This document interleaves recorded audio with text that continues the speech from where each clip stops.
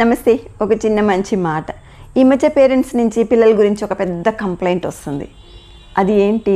పిల్లలు మా మాట వినట్లేదు. ఎంత బుజ్జగించినా, ఎంత నచ్చ చెప్పినా వినట్లేదు. మొండిగా తయారవుతున్నారు. ఎదురు సమాధానాలు చెప్తున్నారు.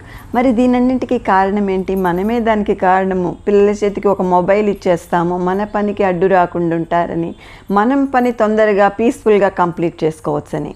పిల్లలు ఏం చేస్తారు? గేమ్స్ ఆడుతూ ఉంటారు, రీల్స్ చూస్తారు, రకరకాల సినిమా డైలాగ్స్ చెప్పుకుంటూ వాటితోటి వాళ్ళు రీల్స్ చేస్తారు.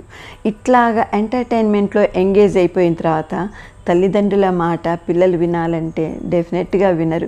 పిల్లలకి ఒక మంచి జీవన విధానాన్ని మనం అలవాటు చేయాలి. తెల్లవారుజామున లేకపోతే తెల్లవారిన తర్వాత సాధ్యమైనంత తొందరగా నిద్ర లేవటము, భగవంతుడికి నమస్కరించుకోవడము, స్నానము తొందరగా చేసి భగవంతుడి ముందు కొన్ని శ్లోకాలు చెప్పుకోవడము, చక్కగా నుదుటిన బొట్టు పెట్టుకోవడము, ఇట్లాంటి సంస్కారవంతమైన పనులు నేర్పించామనుకోండి, పేరెంట్స్ నుంచి పిల్లల గురించి ఒక్క కంప్లైంట్ కూడా రాదు.